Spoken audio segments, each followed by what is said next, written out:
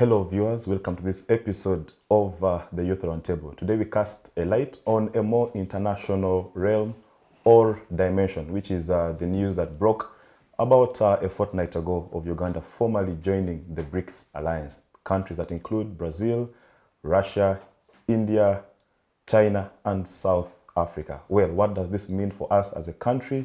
Do you expect an increased exportation of our cash crops, but also how different is BRICS from the many other economic forums that we are a part of, the EAC community and many others? Well, viewers, I'm joined by a panel of distinguished young people who shall be sharing their 2 cents on this matter. And in no particular order, I introduce them to you. Someone who had abandoned the show for a long period of time, but we're always happy to have him back on the show. And Kato Laban is the name. Laban is an economist by training and also an accountant. And today he'll be giving us his very good economic perspective on this matter. Dugu, pleased to have you. It's a great pleasure to be here. For a short period of time, I've been away from this show. But it's a great pleasure that when I received the invitation, I had no choice but to honor Glad to be there. Yes. And you're very smart. I like the black suit. Because if you are seated in there, the end is well smart. You have to also You never meet know. the standard. You never know. Well, interesting. Next to Laban is the only lady so far on the show and the first timer on the Youth Roundtable. Anne Niwagaba is the name. Anne is a business development practitioner. Anne, we are pleased to have you. I'm very glad to be here as well. I can't wait to indulge in the discussion. Well, let's begin right away. Laban, BRICS, we are part of the EAC. In 2017, we formed the African Continental Free Trade Area. I don't know, there seems to be so much going on. How different is our BRICS partnership from the rest? Yeah, thank you, Kidega. Of course, we do recall that in 2009, countries like Russia, Brazil, China, South Africa came together and they formed what we call BRICS. Of course, the aim of the BRICS was first to promote economic cooperation and governance. And over time, indeed, the BRICS now has expanded its membership, but also it has become a significant player in terms of economic development, cooperation, and also in terms of governance. So I believe that it is a good initiative for Uganda to tap into that cooperation by joining it. I know you have talked about the EAC, then you're talking about the 2017 initiative of the African Continental Free Trade Area. It is true. But you see, you have to tap into international cooperation. We do recall that last year in August, the World Bank took a decision to review its portfolio to Uganda. And that meant that the extension of the World Bank to Uganda, as in its portfolio, that is both the grants, they were cut, and that has affected Uganda actually. Yeah. That's why we are seeing a deficit when it comes to the financing of the Uganda budget. That's why people have been going months without even getting some of the resources on projects, because that fund was supposed to pay for the project. So I believe Uganda joining the BRICS is a game changer for us. Look at the EAC and African Free Trade Area. It is something that needs time, patience with African problems. Actually, even when we have been having this cooperation in African continent, you must agree that Uganda's trade with the African continent and within the African continent has not significantly increased compared to other countries. And that is entirely even in African continent. When you look at the trade between Uganda and Asia, stands at around 32.8%. When you look at Uganda's trade with European countries, that is entirely Africa, stands at around 24. But trade within the African continent themselves stands at 18. What does it 18%. show you? We still even have So, problems.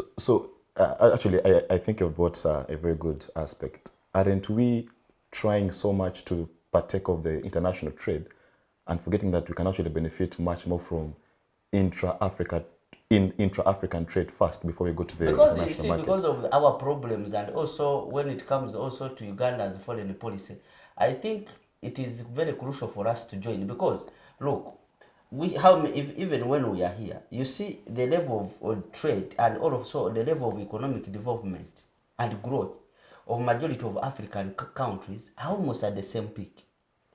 Look, because can Rwanda, for example, give you a road like what you say on Entebbe Highway? Can it give you? But you see, China is giving you this road on their Southern Belt policy, but at what cost? But you That know that the debt that you'll have to incur in terms of repaying this Any particular country can infrastructure have a loan debt. Any is country can have a debt because Uganda doesn't have that ability to construct. And you know that the most of the China's loans are what? What we call what? Concession what? concession loans. With a small percentage. So Uganda joining the BRICS, it is a very big advantage. Look at the population those countries have. And you see, it is about tapping the market. Where you have a problem with Kenya refusing to take our milk, trips stuck at the border of Baraba for weeks. But you are looking at South Africa with a large population. Look at China. Look at Russia with a large population, with a market. I think when you talk like that, we need to balance. How do we make sure that even when you join BRICS, you make sure that also you don't forego the local initiatives and on African continent that you can participate in, or you continue to promote this initiative. I do believe, I believe I'm one of the people who has been promoting the African Continental Free Trade Area. But that one should not stop Uganda from joining internationally. It cannot stop because you are looking at how you tap in to the global market, the infrastructure. Because you see, that global, it is actually, I think, around 3.2 million people of living in those countries where Uganda is joining. That is a very massive potential for the market. I think the population notwithstanding, something that we have to address is perhaps the quality of our export, because it does you no good having all this available population, but when your products cannot readily be consumed by that population. But I want to bring Anne into the conversation. Anne, from the business perspective, and of course the economics generally, is that does this make any difference? This year we hosted China plus G77 plus China. We hosted NAM. We are part of all these international coalitions. But is BRICS any different? Thank you very much. Obviously, the purpose for this is calculated and is definitely intended to bring advantage to Uganda as a nation. Like he has been talking about trade opportunities, investment, even access to technology and information. But again, at the end of the day, it doesn't take away the fact that for every relationship, it's there is a give and take. So the defining question is why Uganda? Why Uganda? Take a look, East African. Well, in East Africa as the region, a state like Kenya is arguably a USA ally? It dominates Uganda. Well, I know it's arguable. So why Uganda? Why why us? What do we have to offer to the BRICS? So it brings a fear that could we be giving away our natural resources, giving away more than we are getting? That's an aspect in which we are very gifted as a nation. Natural resources, agriculture. So yes, could we be giving away more than we are getting, and countries like China, as we know them. I mean, there's a track record of fact after fact that China is a player that is not going to allow other countries to be industrialized because they want to keep their place. So yeah, much as it's obviously there's a lot of benefit, but there is also that small aspect of fear that now what are we giving away this time? Yeah. What? But you see, to me, because that fear could arise if this was a new venture. I think we have been for a long period of time trading with China. We have had this maybe unconventional interaction and cooperation with China for a long period of time. So maybe now it has just been formalized, but we have been doing trade with them. They've been doing all these things that you mentioned. So does the formalization of it make it any different? Or it is just some sort of maybe cushion that, okay, now it is formal, our marriage is now a formal one and everyone knows about it. But we have actually, it's like before a couple gets whatever married, they've been doing all these things already. But going to church, I don't know, does it only...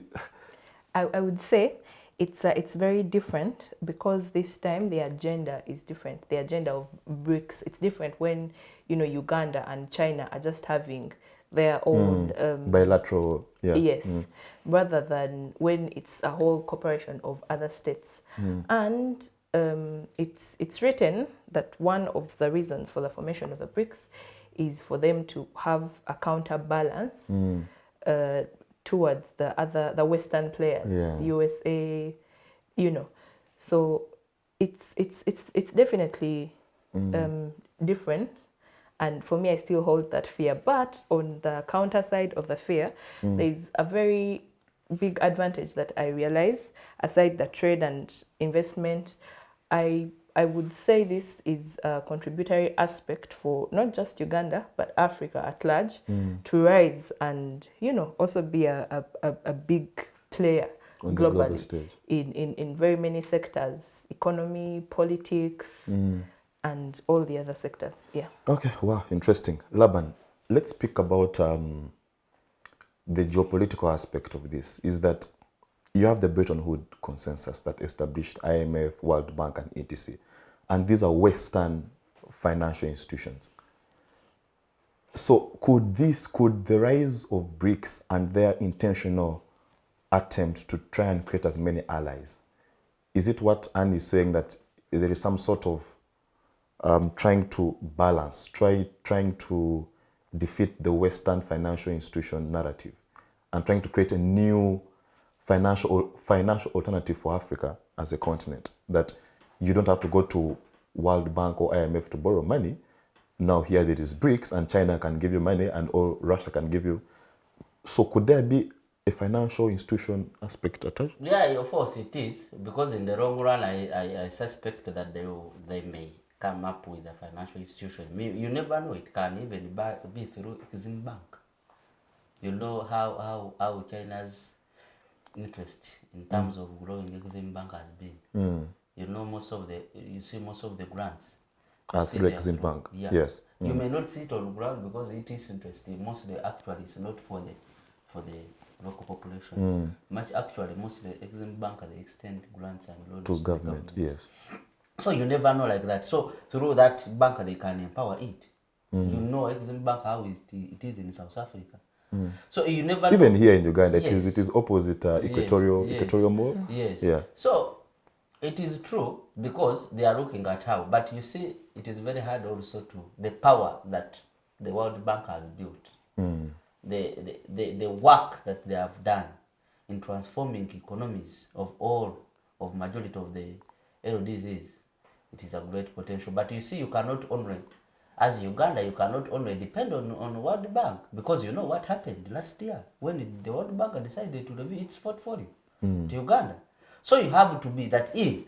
It is good for Uganda, though it has some disadvantage, which I think that Uganda, before it joins, it should look at.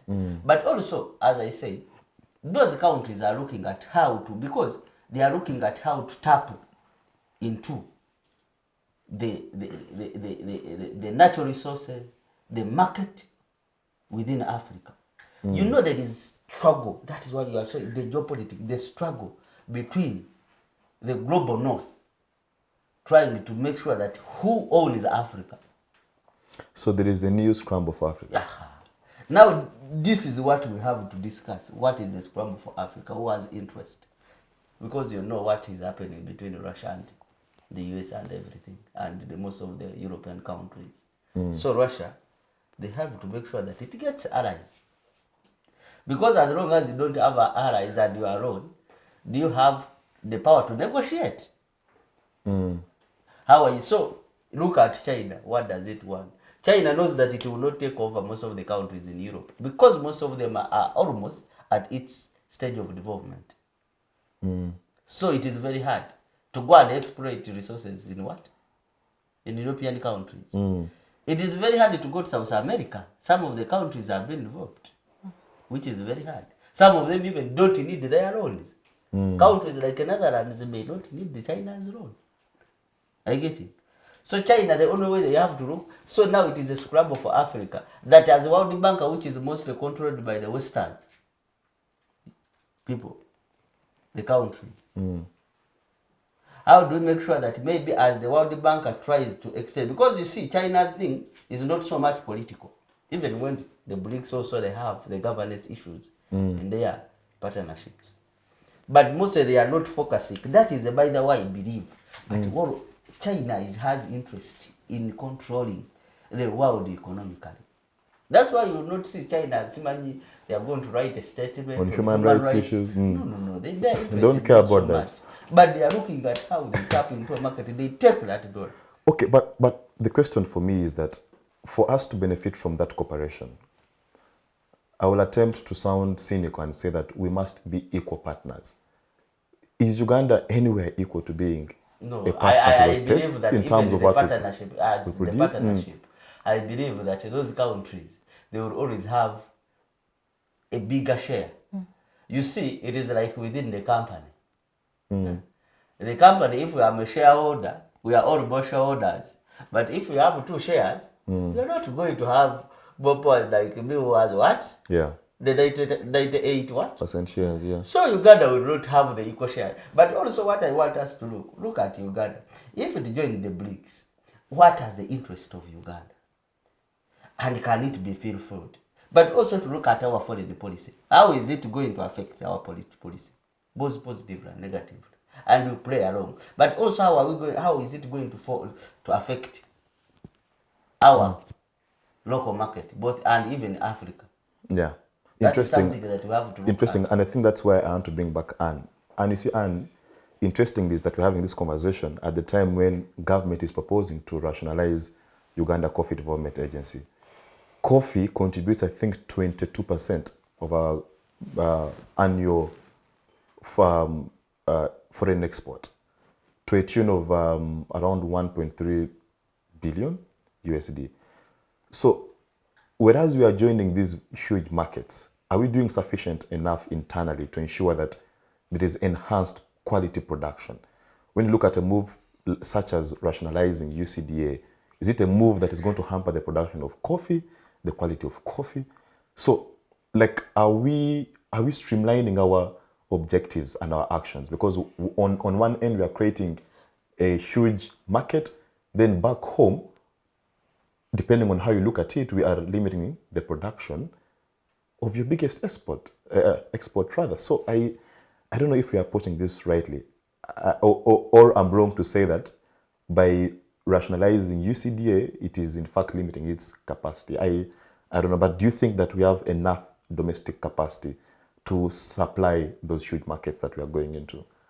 Or enough supply for the demand that we are creating globally? Yeah. Yes, I agree with you. Thank you very much. And just like you say, for me, the question is, as the state says, they're trying to supply more coffee to all these other states that they're getting into associations with. Is I think that our issue is quality. Is our coffee good enough? Can it compete with the other brands and types and kinds of coffee on the global market? But also, it's important to understand that some of the benefits of ventures like this are not just trade, but rather access to skill sets. Skill sets, yeah. Expertise. Technology, information that can help us develop some of the products that we produce as a nation. And not just coffee, but everything else, because we do a lot in regards to agriculture.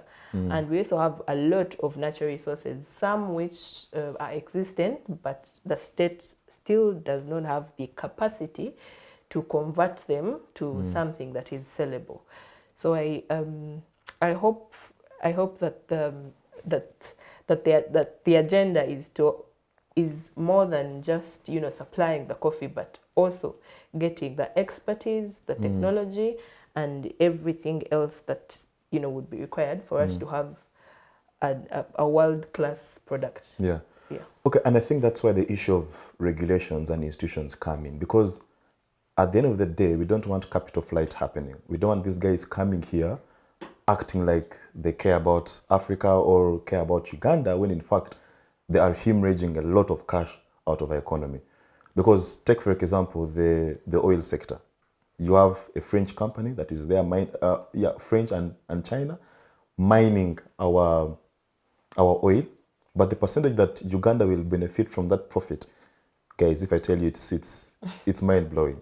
So do we have the institutions that are robust enough to ensure that whereas this foreign direct investment is coming into the country, we regulate how much goes back and how much leaves the country? Because I know, for example, we have a minimum wage bill that requires that if you're setting up maybe an industry or any sort of, company or something, you must employ some percentage of Ugandan locals. But I mean, like, these are on paper, but in terms of implementation. So in terms of institutional framework, do we have the capacity as a country to ensure that we regulate and limit the negative effects of foreign direct investment? For example, is our Uganda Investment Authority up to the task of ensuring that, whatever we discuss, whether we set up good policy framework that safeguards those institutions, as long as we have a cancer of poor governance systems in Uganda, we can have good documents, good laws, regulations. But as long as we have people who are incompetent. As long as we have poor governance system in Uganda, those institutions will be nothing. You'll see someone will come, bypasses through that framework paper, framework, regulation. You bypass anything, he just makes a decision because he has the power. Parliament will be over even when they are. Because speak of the issue of Pineti, because someone mentioned the aspect of value addition. So can this value addition be domestically inspired? Must it be coming from outside? Can't we mechanize our agriculture in our own way? You see, I do agree with the value addition. Let me give you with for example, Brazil is one of the biggest producer of coffee.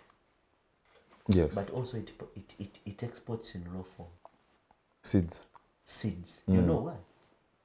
To Europe. Because you are targeting the market of people who want to drink coffee. In Europe, I did research that you walk into the shop, the seeds you are there, they grind, they make them to make you coffee. That is what they want. They don't want you to export. How long are you going to value addition and export coffee in order to make sure that they release it? They are not going to buy it. How are they going to benefit them? For them, how are they going to benefit? You mean Brazil doesn't have the technology to do that?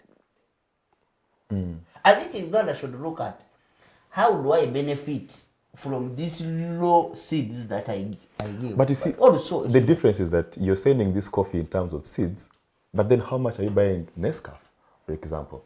When Nescafe is, when we send our seeds, they buy them, add that value. Establish industries which can do that, but also you Nescafe, continue what? You balance. And make for you a Nescafe that you pay, like, with a tooth and a leg. What I am saying, so, establish the industries that can add value for the local market, but also look at international. You are not going to do the same as you do for local and you do them international. How are they going to benefit for them? So you're saying that have a huge base of coffee, then you export the seeds outside, if possible, but whereas if possible for some markets, you add addition. Yes, I am telling you, Brazil is getting a lot of money from that. Even when it is exporting the seeds. So it's not a massive. Do you have the market? I'm telling you, the market between African countries themselves stands at 18. You cannot take that deliberate decision when you have not established enough market on the African continent, including Uganda. It stands at 18, but you are depending on European market and Asian market. Are you getting? So how are you going to get the market? So you are making decisions when you don't have the market to consume the Nescafe. How many people consume Nescafe in your village in Iguru? That's what you need to do only. You don't know the things of but Nescafe. in Europe, everyone will be on what? Nescafe. How many in my village in the senior people even don't know the word Nescafe? I am telling you. So it is something that we have to first look at. That value as you add, because the exports you want, because I believe that also the government's intention is maybe to add value addition and export that side. People may not buy your products you have added value. Nescafe, you make that a similar product and you take it to a market in Europe. It will not be easy. Okay. As we take a short commercial break, and I want to end with you, and which is still on the issue of the markets that we are trying to open. And I don't know, that's a very good narrative that we have all somehow bought into, that, that the intention of all this is to, to create some sort of market for our product. But I mean, Congo joined the EAC just a few months ago. Congo came with 80 million people. 80 million. No. Yes, 80 million people. To make the EAC population close to 300 million people.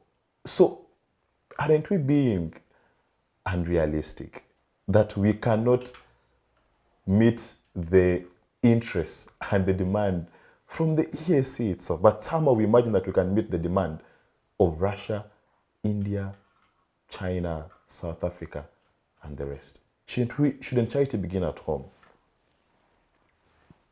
Well, I would like to believe that the leaders that put this in place had it calculated.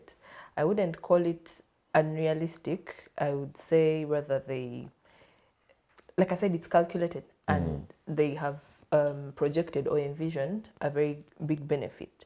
And some of the things that I think about would actually be issues like reducing Uganda's dependency on those other markets, perhaps because we did not achieve as much projected benefit. So if the state gets to reduce dependency from the Western markets and shift them to the states that are within the BRICS, whereby the profit there could actually be much higher than there is on the other end. Yeah, so that's how I look at it. All right. Wow, interesting. And don't move a muscle. As you can see, we are having quite knowledgeable conversation, not our usual shouting of politics. It is more, steadfast. So don't move a muscle, and see you after this short break. Digital rights are those human rights and legal rights that allow individuals to access, use, create, and publish digital media, or to access and use computers, other electronic devices, and telecommunication networks. Digital rights include a right to freedom of expression, information and communication through technology, a right to privacy and data protection, a right to credit for personal works, a right to universal and equal digital access, a right to identity, a right to anonymity, a right to be forgotten, and a right for protection of minors, among others. The state's digital rights are frequently violated through various unfair actions, for example, blockage of websites and social networks, theft of credentials, unauthorized use of people's data for personal gain, privacy intrusion, online censorship, arrests and intimidation of online users, internet blockages, and the proliferation of laws and regulations that undermine the potential of technology to drive social, economic, and political development worldwide. It is hence every citizen's responsibility to respect rights of other digital users and to speak out or report to the responsible parties when one's rights are violated. We'll be back from that short commercial break. Well, we have been joined by a third and probably last panelist on the show. Carlos Ogik is the name.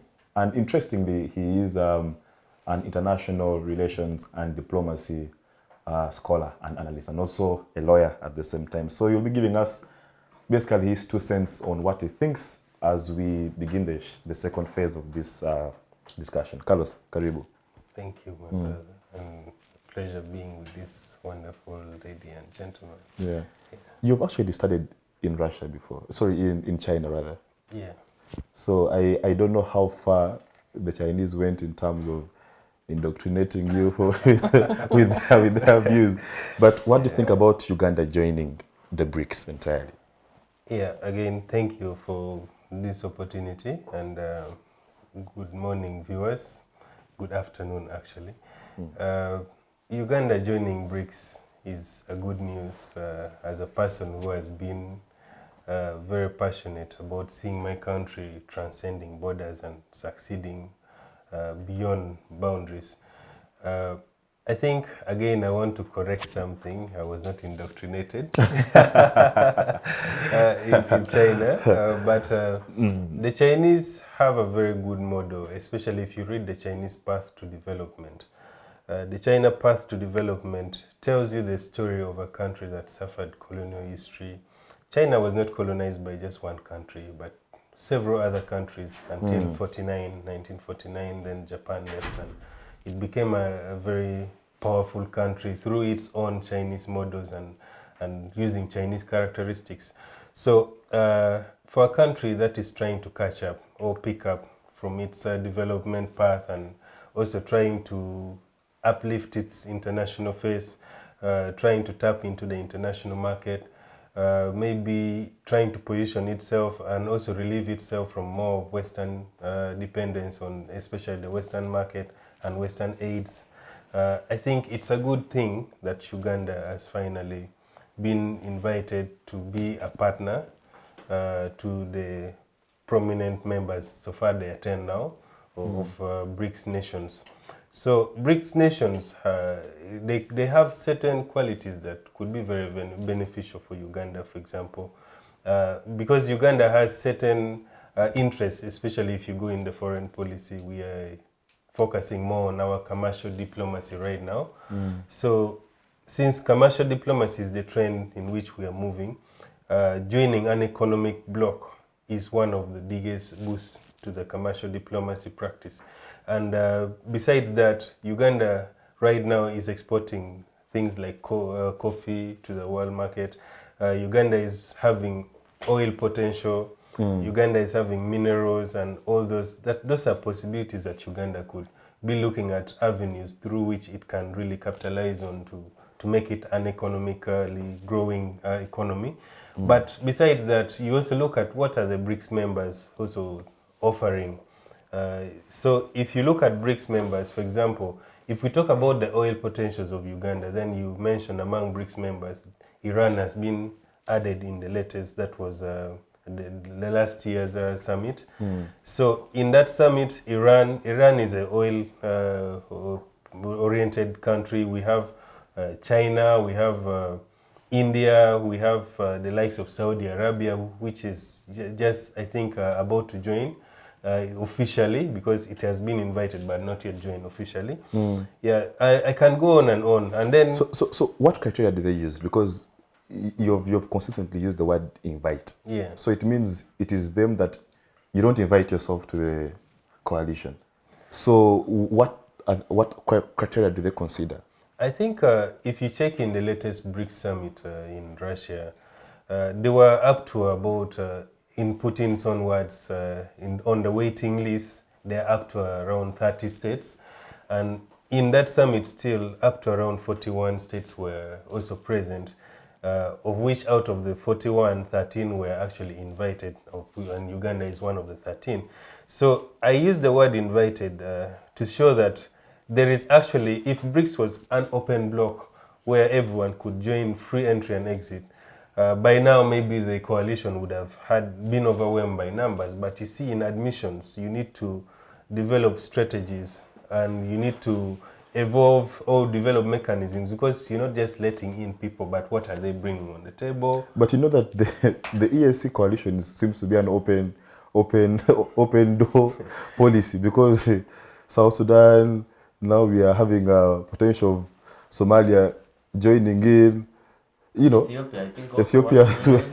But I think So EAC is an open door policy. I think that's unfair. Just do it. I think that's unfair to EAC. However, it's true, it's quite liberal in its admission policies. But I think EAC, if you're giving that example, still it's transcending within the boundaries, because geography is very important when you're admitting these member countries. However, BRICS is not looking at geography. BRICS, if you look at it now, it's more of a South-South cooperation. One thing that is very interesting is that a NATO member has actually expressed interest in joining BRICS, which is a very key point of discussion here. I saw Anthony Blinken, the Secretary of State, warning Russia to make it informal admission that BRICS will not try to interfere or even extend among its NATO nations. What country is that? Pardon? But what country is that? So the BRICS, the NATO country is Turkey. We're talking about Turkey. Yeah, and Erdogan has always shown interest, the president of Turkey. He has shown interest in being very close with the economic bloc of BRICS. So if a NATO member is expressing interest in joining, Uganda is not having any mistake in joining. Uganda is a non-aligned movement. Yeah, non-aligned. So we neither look west, we go anywhere east. Yeah, we are where the wind goes interest. is where we go. I think that should be how we should go. So look northwest, northeast, but focus on interest. Yeah. Wow, interesting. Laban, let me just get back to you. And I think for me, the obvious question that we must respond to is our ability to negotiate on these corporations. Because it is one thing to join, but you can join and you're the one who is sweeping the house. So the point is, in terms of negotiation, there are those who have said that you negotiate better as the African Union. If you're an African bloc and you're saying, as Africa, this is our stance on this matter. But now you've joined as Uganda and you're on the table with these powerful countries. Are you really going to negotiate? I think that is a very, very pertinent question. Because just to add some context to it, you recall during COVID-19, when countries were trying to get vaccines independently, it was very difficult. But when African Union said, we need vaccines as African Union, it was easily channeled. So, yeah, just for context. Yeah, true. You see, I do agree with you that negotiating your interest as a group is much more than negotiating as an individual. Because you have here, when you're a group, you have a huge bargaining power. Because you present what the person wants you are negotiating with. Because on the side of the market. But you see, you cannot wait, because you see, BRICS does not, the way you said, that BRICS does not invite you basing on the geographical. Okay, sure. That let's look at Africa. They are looking at individual cooperation. So I believe that now Uganda, what it should use, one, is to use its growth in terms of economic growth. Uganda's economic growth has been growing. I think now it is projected that the next financial, for the financial year 2024-2025, it is projected to be at, I think, 7% annually. That is using what parameters exactly? the World Bank parameters of GDP? Yes, you use both local and what? International. But that is what is, actually it is considered internationally. Uganda is, because I think in the previous financial it was at 60.5. What does it mean? That justifies that Uganda is a good candidate to be invited to the BRICS. Look at the natural resources. Those are some of the things that Uganda should use. Where we don't have the massive capital. Maybe we don't have the what it needs for us to have the negotiating power there. Maybe our human resource capital development is not so much. Maybe we don't have so much that we give them. But what do we have that justifies to them that we are a good candidate for the BRICS?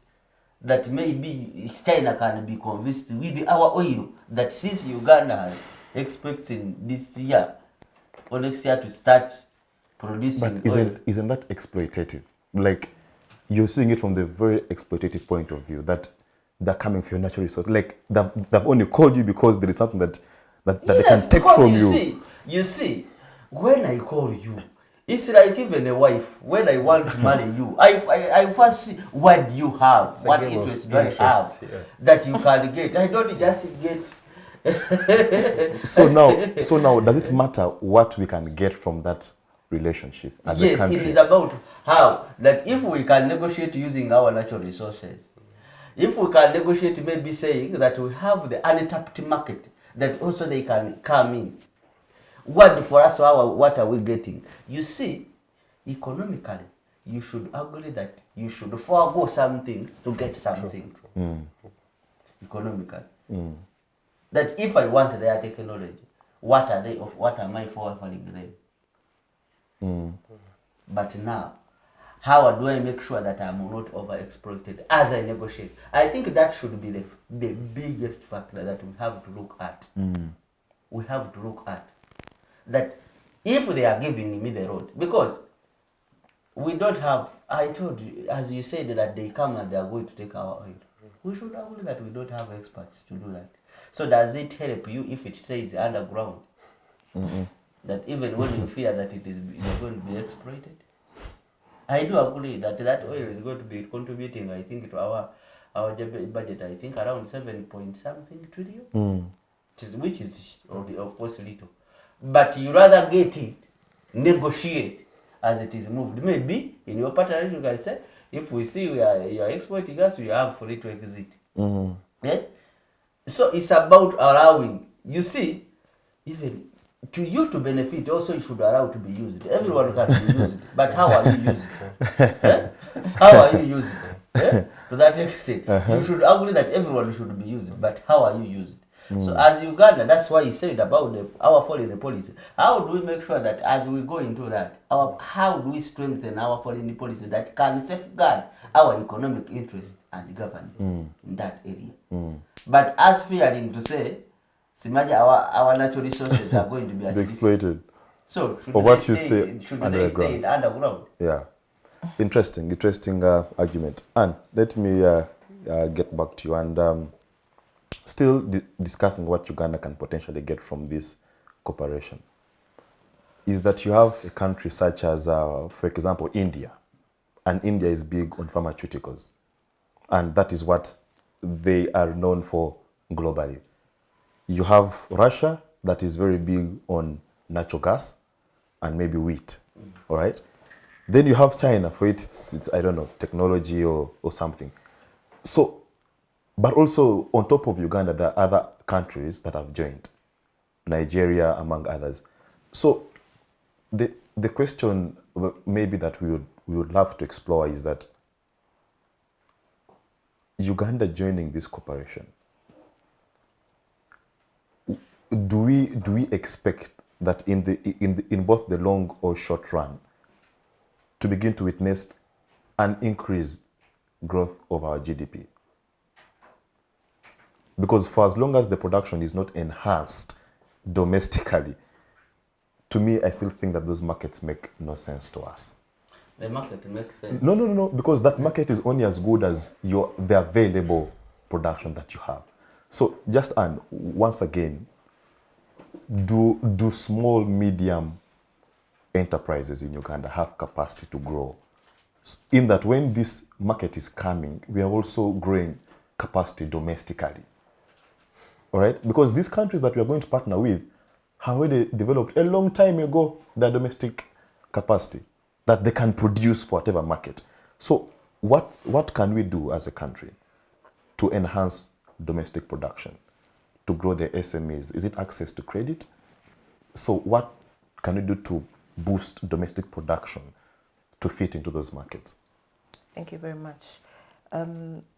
For small management enterprises or the companies that are producing on small scale, I envision that, from ventures like this, Uganda joining the BRICS, in the long run, those small scale industries are also going to benefit. Why is that so? Because, the benefits move on a pyramid scale. They obviously start with the large scale, manufacturers, investors and all, but eventually we expect the benefits to go down to the lowest person at the bottom of the pyramid. But also it's very important, as we wait for that to happen, in the meantime, for the country to try to develop capacity for these small scale industries. And that it involves solutions like skilling, expertise, which for me is, one of the biggest things I would hope for from Uganda joining not just the BRICS but everywhere Any else, other cooperation that we we're are part of, we are all over the place. Because we have a lot here. Like he has been saying, Uganda is a very I would use the word blessed country. The oil, the coffee, even in other industries that are not conventional, like fashion. Yeah. Uganda is very well endowed in that aspect. So we need to develop capacity, which really we can't. As you try to develop capacity, you can't run away from credit. Yeah. You can't run away from credit. But again, as the small scale industries are being given credit, there is a very big gap for information, for education about financial management, because credit is actually not a bad thing. It's really not in fact it is a good thing, but it all depends on what capacity you have to manage this in terms of financial the financial Strategy, aspect, yes, yeah. the financial structure and all that. So if the people on the small scale levels can be given enough financial education, try to get in as much expertise as we can, and also technology really plays a big role in terms of development. Yeah. Oh, yeah.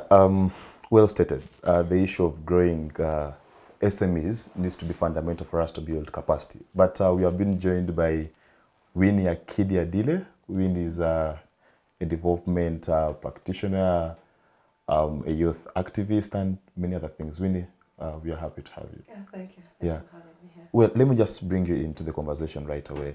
And just your 2 cents or your opinion about Uganda generally joining the BRICS. I mean, we are part of so many coalitions already or corporations.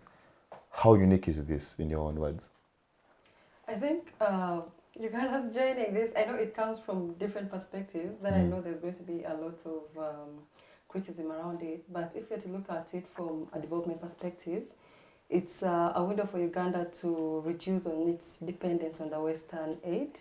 And that is the fact that joining the BRICS alliance actually gives it an alternative or an alternative source of financing its different infrastructure development that is happening. Because you do realize that our GDP is highly infringed on the agricultural sector as well as the natural resources that the country produces. And that also shows you the aspect that the financial aspect of investment that comes from the Western aid is a bit tied. So its involvement in the BRICS, or it's becoming a partner, not a full member in the BRICS alliance, actually opens up new avenues for it to diversify its economy and also be able to attract foreign investment, to be able to invest in different other sectors in the country, not just agriculture or the natural resources. So for me, it's an opportunity for the government to also develop its infrastructure, but then also for the young people in the SME, startup, business and entities. The BRICS Summit that happened in 2023, as well as the BRICS Youth Summit, gives an opportunity for the young people in business, in entrepreneurship to come up and also see how best they can learn and also attract investment for young startups, especially given the fact that that platform opens doors for young people to engage, more of like exchange learnings whenever they go for those conferences and the summits.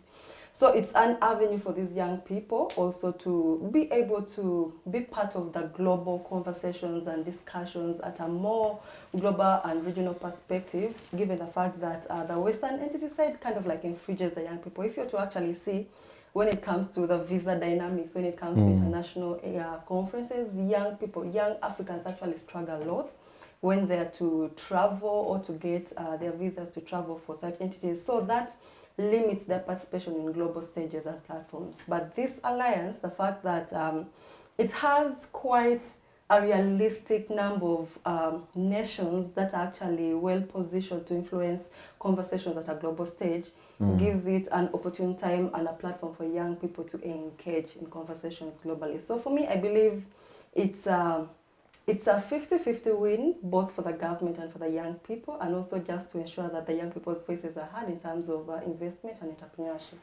Okay, interesting. And I want to point out one thing that you've emphasized on, which is the global benefit of it.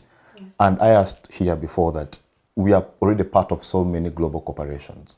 We are part of, you would consider EAC some sort of global corporation in itself, because yeah, but also NAM, G77 plus China, we are part of all these global networks already. So how unique is it BRICS? comes in.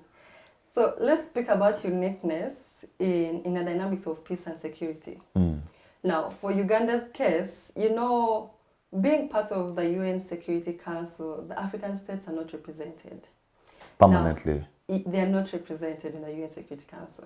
So now the BRICS nation actually gives it an opportunity for countries to be represented in international institutions. And this, for one, I can say, when Uganda joins the BRICS, just as it has joined in this partnership, it gives it an opportunity to streamline its representation in such institutions, given the fact that, you see, Uganda has really been involved in a lot of peacekeeping efforts. Yeah, Somalia. And exactly. And when it comes to the UN Security Council, it discusses a lot of issues around peace and security for African states, but without African representation in that.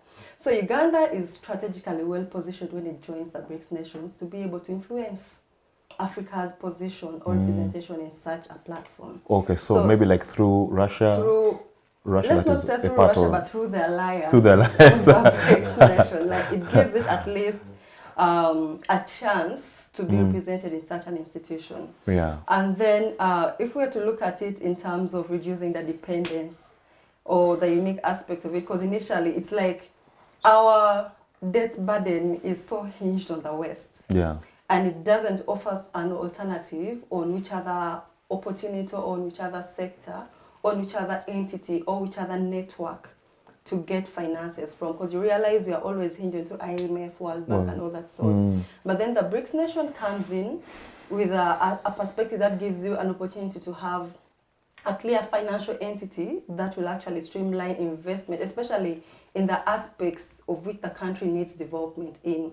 Just like the fact where its declaration also pushes a mandate for involvement in building infrastructure and development. You've seen we've been getting aid and funding from these spaces, but development in terms of infrastructure has not really been that great. But then with this declaration and it's joining this partnership in this 2024 summit, actually gives it an opportune time for us to develop investment. So for Uganda's uniqueness, I say peace and security comes first, because this country has really done a lot when it comes to peace and security for the region. Interesting. And I think that's why I want to also bring in Carlos. Carlos, Winnie introduces a very unique aspect of peace and security.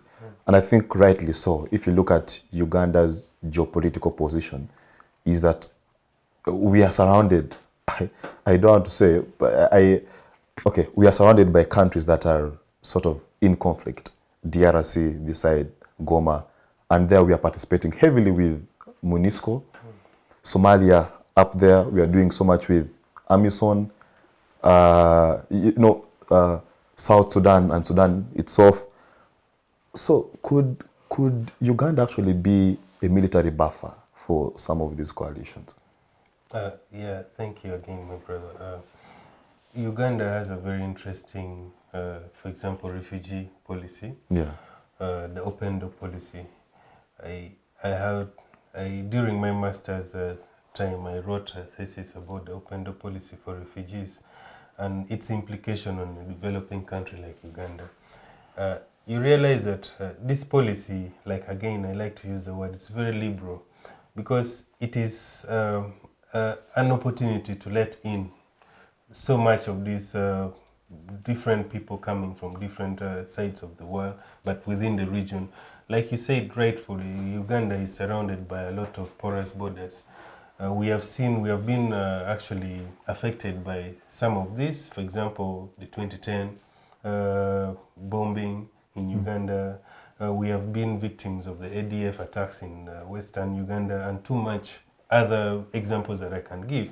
But Uganda priding as a regional, for example, regional military power, it's not by mistake because we are everywhere.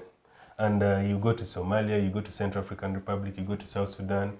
We are trying to play the regional peacekeeping. Should I say the peacekeeper, or we are like the regional steward for peace.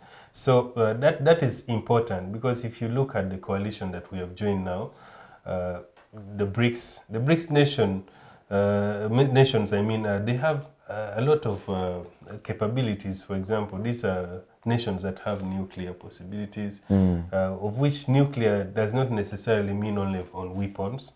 It could be used for different energy resources and all that. So Uganda, in terms of military, it has also been several times trained by Russia. For example, the military of Uganda gets a lot of support from the Russians, the police, etc. So in terms of security, yes. But for me, I want to see that joining BRICS is also important. Let's not only look at it from Uganda. Also, Putin is a winner in this. Because Putin is on arrest warrant, meanwhile. Issued on I think, I don't remember the date, but in March of this year by ICC. And Putin being on that arrest, I think 2023, not this year. Putin being on that arrest warrant means that nations have the obligation, especially nations that are party to ICC. Declaration. They have the obligation to arrest him. However, being hosted in Russia, it has ring-fenced Putin from traveling. That is the first thing. Last year it was in South Africa, and you saw it was impossible for him to go attend. to South Africa. He joined on Zoom. Yeah, he joined on Zoom. So, but also, what about the current ongoing crisis in Ukraine, where you see the West have been promoting a sort of, could I say, propaganda against Russia. So Putin gains the popularity within the world that even if the West tries to push the world away from me, I am able to host very powerful global leaders. More than 10 heads of governments and states were represented, and over 41 were represented, of course not the heads of states. So that is also a win. But the last win for it is, you see, the BRICS is now trying to front the grain exchange, which is also very good because Russia is one of the biggest producers of grains. When the war in Ukraine was happening at the start, you saw how we're suffering here with the prices of wheat and all that, wheat products, let me say. So Russia is going to get that platform to export its grains and all that. So a place like Uganda, the question you should be asking me is Uganda an addition to one of those dumping places for these very many, very powerful countries? I could say yes and no. Again, my brother in his submission, he gave a very good submission by saying that at the end of the day, you will accept to be used. But the question here is, China prides around the win-win cooperation. But I always ask the same question is, you're talking about win-win, but are you equally winning? Is it a relative gain? Because at what cost are you winning? How much are you winning? Because they may come for your resources and gain your resources, like the oil we're talking about, but what percentage is remaining for Uganda? So in all these other discussions, so I just want to conclude by saying that yes, it is true Uganda being a regional superior power in terms of the military perspective. I definitely can't compare Uganda with any other country in the region in terms of military. So it's a good opportunity that the UN Security Council never gave us, like my sister said, but now BRICS is giving us that alternative. Yeah, and I think it's a good initiative. Wow, interesting. My last question is to you, Laban, and that is on the issue of, let's just bring it down to the EAC. That you have Kenya that has now become part of the non-NATO ally, something like that. Yeah, the most important non-NATO ally. Yes, the most important non-NATO ally. Then you have Uganda joining as a partner to the BRICS. Then you have Tanzania on this side that is in the EAC but also part of SADC. Is this EAC thing possible? Because everyone is just going everywhere. Like, yes, everyone is leaving home. Like, who is going to grow the EAC federation if all of us are being pulled left, right, center? I think that is one of the challenges that the East African Economic Integration is facing. That individual countries, even who say that they are part of the EAC, they are looking at individual benefit, not for the entire region. Because you see now, you agree, as you have stated, that now Tanzania is more grounded on SADC than actually, I think, EAC. Yes. You can imagine, even when it's the headquarters of EAC in Arusha, it should be at the forefront of fronting this. You get it? Even when we continue to admit new members to EAC, there is still a challenge. And I believe that Uganda, instead of focusing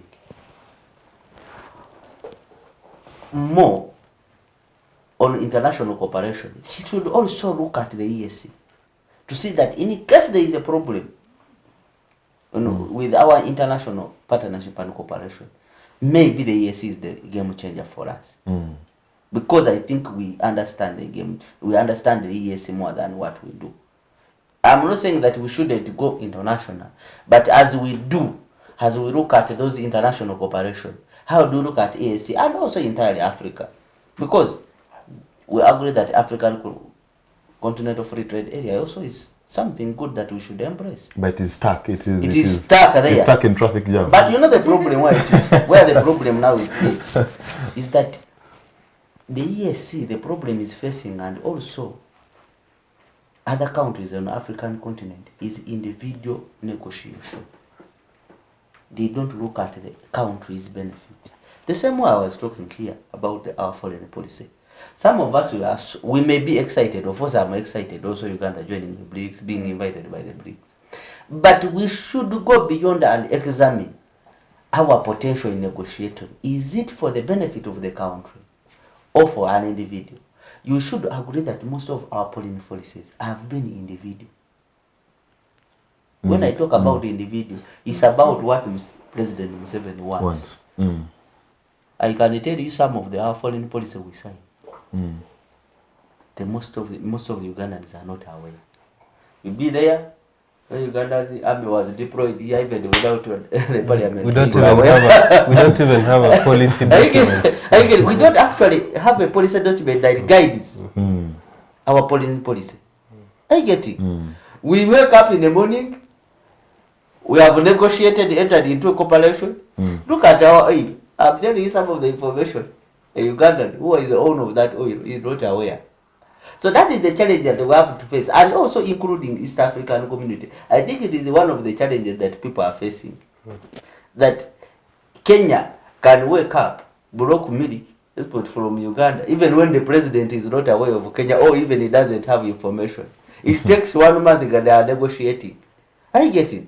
So our policy should be revised to provide a platform for the population, for the people within the country, with the young people, to have input, to discuss it. But sometimes even we discuss what we don't know. I am telling you, even when we are invited by BRICS, some of the information we may not know. It is about what maybe Museveni wants. So what will happen beyond Museveni? Interesting.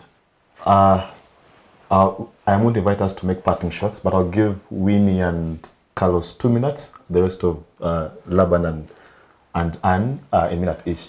But Winnie, as you respond, is on the question of what Laban concluded on, which is on the aspect of the EAC and how best it can position itself not to lose what it started so many years ago, but also the issue of the intra-Africa trade, non-tariff barriers, border restrictions. How can we achieve more intra-African trade? As you make your parting shots, of course. In the same? Yeah. Yes, yeah. Okay, thank you very much. I can't really agree more with what Laban says, but we all understand the notion that charity begins at home. But in every family or in every community setting, there will always be those with different opinions, views, and those who want to really go far and achieve where the others come from behind. And I think that's the same thing that is happening with the EAC. All the East African countries have, I know we're subscribed there as an entity supposed to work together for the integration or the merging and the development of East Africa, but you do realize that most of the nations within the EAC also have independent values and views and things that they want to achieve, maybe in direction to their country's governance or in aspects of their citizens, but then also in aspects of the people who are sent to represent their countries in such spaces. So that brings the uniqueness in terms of the fact that the EAC really is a very good and opportune mandate for us as East Africans, but the fact that we all have different interests when it comes to trade and development, as well as also when it comes to like the cross-border trades that the cross-border trade systems that are happening, because that you also do see. I know for you, Kenya, it's easy for Ugandans and Tanzanians to enter, but for other East African countries, it's really hard. A point in scenario like 3 days ago, I was entering Ethiopia and I had to face the wrath of visa issues. But that really explains to you the fact that as EAC, we are not even ready to trust each other when it comes to cross-border trading or allowing free entry of the fellow people within the integration of the EAC network. But we can trust the Russians. That is the thing. That also tells you, if we cannot trust ourselves at home, how are we going to be able to trust people from the South-South cooperation? And that gives us an understanding or has to actually at some point instill fear in us in that we are going to sign documents internationally, but we don't have strong documents down here at a regional level. That could actually safeguard us in case I don't want to say we commit an error or we sign something wrong, but then a backing document that actually guides us together as East Africans in case of any breach of contract or when it comes to the BRICS. Because I know if something happens to Uganda in case it breaches the BRICS contract, the EAC has to come together to try and save Uganda because it falls under the EAC. But remember, Uganda has gone to, I don't know, I say it in quotation, I don't know if Uganda consulted the EAC committee when they were taking that opportunity. But that just tells you the fact that as EAC, we need to be able to synergize and see how we can consolidate our efforts and also work our way how we can negotiate our wins when it comes to development of East Africa. But that does not only apply to EAC, but also the SADC region, the West Africa, and those in ECOWAS, because these are economic blocks that are really happening. And you do realize how the different countries from different blocks within Africa can't actually do free trade between them because of the different restrictions, the policies and all that sort. So the only way we can realize all this is if we decide to work together as Africa. And that is the only way, because I know there's this notion of East Africa, West Africa, ECOWAS, SADC regions and all that sort. But I know there's one thing that unites us, we are all Africans. And if a challenge falls into one African country, it affects all the others. So I believe at some point entering BRICS could have been in a perspective where Africa comes as one, or all the different blocks, let's say EAC, SADC and ECOWAS come together and decide to enter as one if we are actually to realize the free trade and all this. Because I know the whole perspective of BRICS has been grounded on trade, investment and negotiating good, let's say, good financial investments opportunities for Africa. But these are just few African countries that have gone through. So what happens in terms of the rest working together or coming together to ensure this free trade? Because it doesn't make sense negotiating that as individual country states when already we have existing blocks down here that does not even allow us to go through. Because you've had conversations around AFCTA that is already happening, and it's still halfway. We haven't even reached a mileage or a quarter way of reaching quorum or negotiating on how best we can do this. But already we are here jumping in there. But nonetheless, behind any good opportunity, there's always a price to pay. So the question comes in, what price will we be paying when it comes to us accepting this? Just like how the price we are currently paying for the express highway with China. Now we are getting into something else. So the bigger question is, we are the youths or the generation now, but then what price will the generation coming after us pay resulting from this this negotiation or this deal that the country is signing, not just as Africa, not just as Uganda, but then as ESA. But I also do know this is also an opportunity for us. This is more like a parting shot for me now.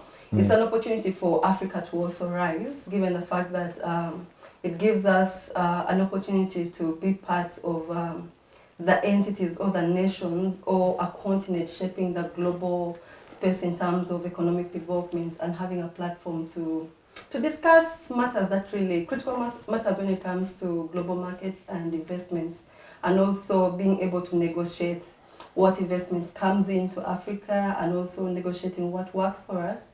Unlike in the previous, where we just accept any financial aid without a backing or a win-win negotiation that benefits the country or the nations that subscribe to it. Wow, quite interesting. Yes, Laban, your parting shots. Yeah, I would say on the issue of the intra-African trade, I think the way we have to, one of the issues we have to look at is to make the free movement of people and their goods. That is a very crucial thing. That as we join the international cooperation, the BRICS, the NAM, we have to look at how to promote our African free trade area. Because I did research. I've never traveled to Europe like some of you have done. But I did research. I discovered that actually the people within Europe, it's very easy to travel anywhere you want, at any time. True. But here in Africa, it's a problem. It's a problem, I can tell you. You can imagine traveling from here to Manchester. It's more expensive than someone traveling from here to Dakar, Senegal. It's so you cheaper. just imagine. Yeah. You just imagine. I'm sure they've understood the point. Just imagine. So if we are looking at that, it is something that we have to work on. I know you have understood the point. Yeah. It's a great pleasure for always being hosted here to deliberate on the issues of Uganda. Thank you. Interesting. And your parting shots. I'll close by saying that I am one of the people that really look forward to the benefits or the windows that this will open internationally for us as a nation, you know, external financing and all that. I don't know if this is fact, but I read somewhere that there's going to be a BRICS fund, which is a fund that is, you know, intended to appeal to noble causes. So yeah, and funds like those help to ease the continuing challenges that Uganda faces. So yeah, I am one of those people, and we really look forward that there is benefit, and yeah, we'll see how it goes. Yeah, quite optimistic. Yes, Carlos, your last words. Yeah, thank you. Since you gave me 2 minutes, I will say this, that we should not be quick to blame nations that are seeking for other alternatives, yet they already belong to maybe a bloc or two or more. Because we understand that before there is foreign policy, there is a national interest. And the national interest is what drives the foreign policy. So if the national interest of the country is not easily or is not fast achieved within a certain bloc that a country belongs to, it's not wrong for them to seek further dimensions through which they could still achieve. So for the case of Uganda right now, I understand that we are in too many platforms, as many would say, but it should not be a bad thing, so long as they give the returns that we are there seeking. And also, I think at the end of the day, whatever we are fronting should be beyond the individual ambition. It should be something that is sustainable beyond regimes, beyond maybe even a president or even a minister who is steering the whole thing. So again, I want to say that Uganda should also continue to look for avenues through which it could try to enforce more of its economic and developmental programs that could either lead to a faster realization of its dreams than trying to be stuck in, because if you look at East African community, Kenya has always been one of the countries that has been very stubborn. Even it's one of the reasons why the first collapse happened. Again, earlier we talked about the differences in ideologies, and this is where we are again, because differences in ideology was one of the reasons why the East African community first collapsed in 1967. So Tanzania by then was practicing socialism, and Kenya was in a capitalistic practice, and then we had Amin in Uganda, who we don't know what he was believing in by then. So all these differences still does not stop the region from existing. So I conclude by saying that joining BRICS is an opportunity for every generation. The youth, we have a lot that we can tap into. For example, through people-to-people exchange programs. Like myself, I've been a beneficiary of people-to-people exchange programs through education. And I think when we have these BRICS nations interacting, we can still get to understand and accept and live more in a diverse community where we coexist without really focusing on what should divide us, but what unites us more. And lastly, the world is having a lot of problems that require unified solutions more than individual maybe approaches. For example, if you're handling issues of terrorism, issues of climate change, drug trafficking, human trafficking, and etc., all these are issues that require collective efforts. So again, Uganda being part of nations that are looking towards this dimension is not a wrong thing. So I conclude by saying thank you for inviting me. And I am happy that I've shared this wonderful panel with these very beautiful minds. I hope to be here again next time. Thank you so much. It's a pleasure to have all of you this afternoon. From Winnie, Akidi, Kato, Laban, and Niwagaba, and Ogik. Thank you for sparing the time to be on the Youth Roundtable. Well, my last words are the words of Francis Imbuga in his book, All Political Play, Betrayal in the City, where he says that when the madness of a nation disturbs a solitary mind, it is not enough to say a man is mad. And therein he attempts to discuss Africa's post-colonial struggles to fit into the capitalistic era, among others. I don't know, are we playing into the political book of Francis Imbuga? That is for you to tell. Until next week, same time, same place, bye-bye.